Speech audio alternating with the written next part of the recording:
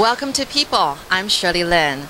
Now today I'm just so glad I get to catch this friend of mine before he hops on the plane. So right now we're at the Taoyuan International Airport and I'm here to speak with Phil Tchernegovski. Now for those of you who don't know, he's the one who has become a great fan of Jody, who is the Taiwanese diva of the Taiwanese language. And well, I have to go way back a little bit. Phil's son, Ruben, was here climbing the mountains. This was like years ago. But then he disappeared. And so Phil was here like on 6 different occasions looking for his son, but to no avail. And on one occasion, he heard the music of Jody and was given the CD.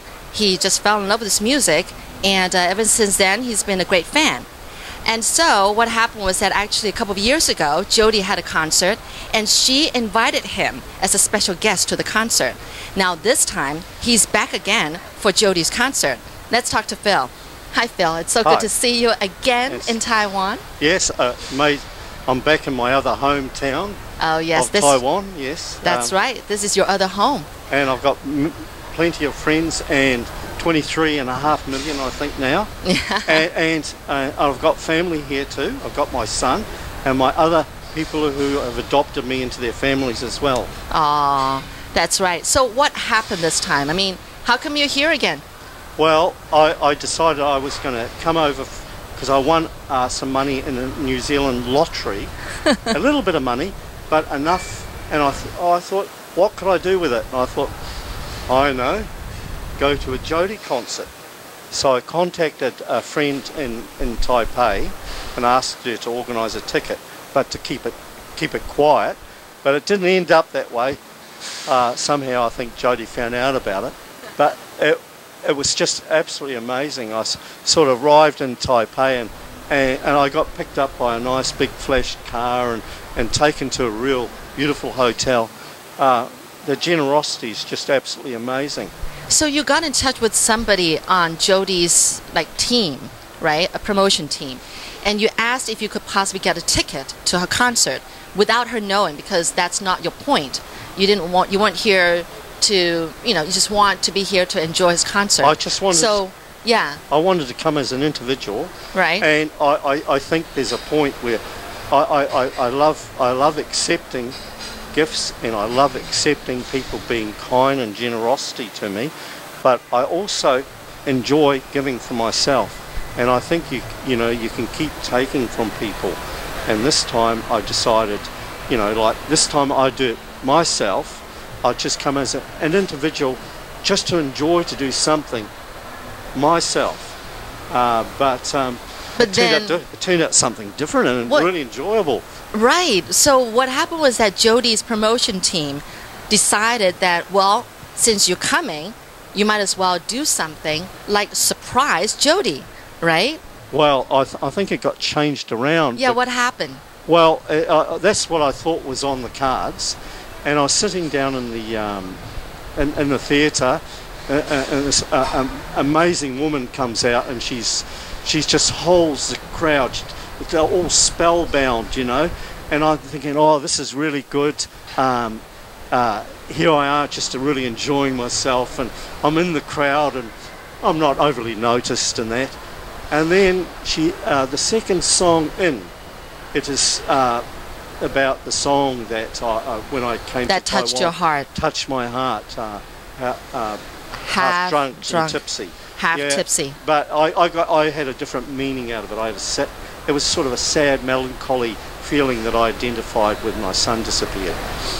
And of course, Jody sings that, and then she starts talking about me, and next minute there's these lights on top of me and on floodlit, and everybody's applauding, and I'm talking to an up-and-coming young diva who belongs to the same company, I think, as Jody. Oh, okay. She was sitting next to you? Sitting next to me, and she just trying to explain as much as she could in English. Oh. To me. So that's how polite they are.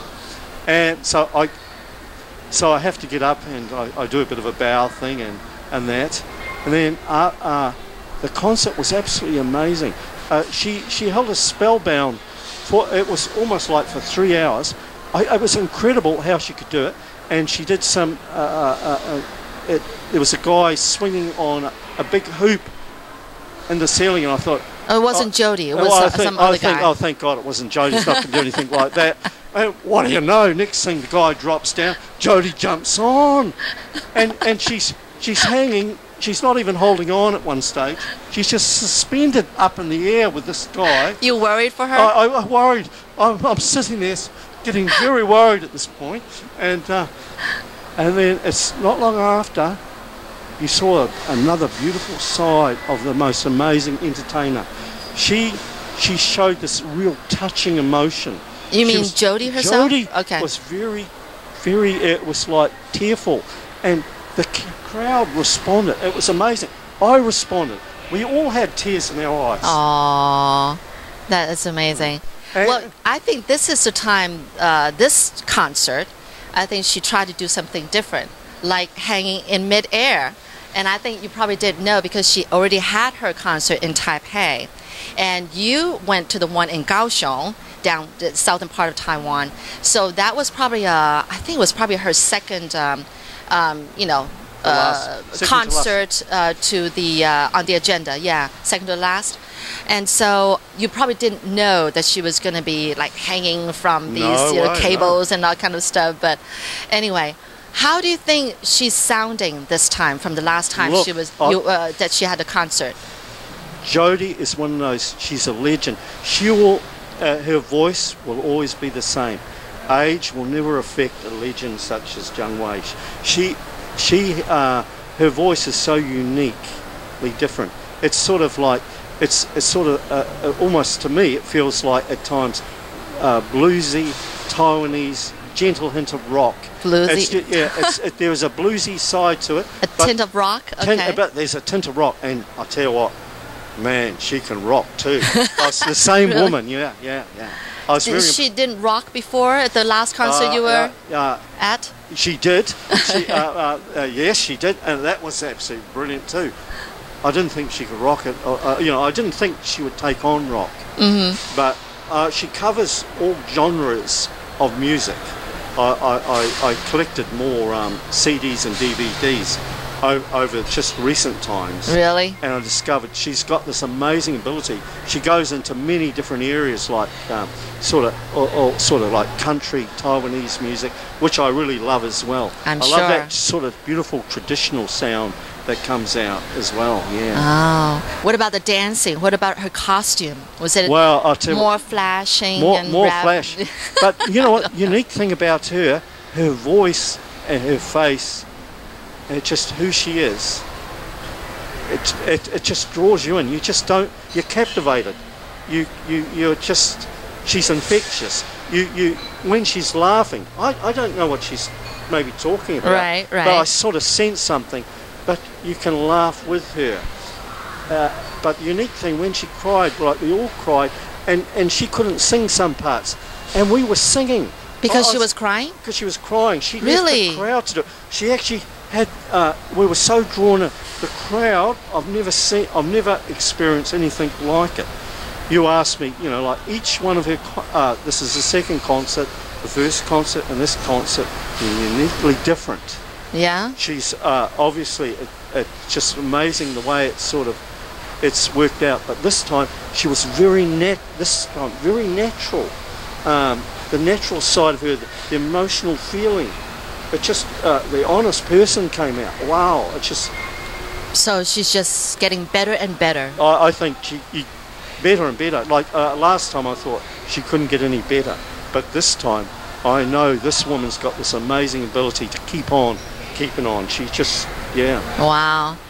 Now, I know that you love listening to Jody's music because it gives you inspiration when you sculpt, which you still do, I'm sure. I still do. Every Sunday. At home, you would sculpt and you would always put on Jody's CD. So I'm curious. I mean, does her music conjure up some image in your mind?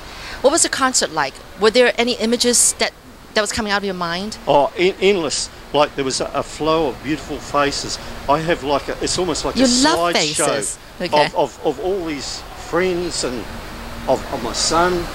I just honestly, all unique things of Taiwan, even your buildings and your temples and your beautiful forests and the beautiful things, the butterflies that I've seen. Everything's just, it conjures up all these beautiful sort of feelings within me. But it's sort of it's beautiful. It brings the inner deep feelings. It brings them out.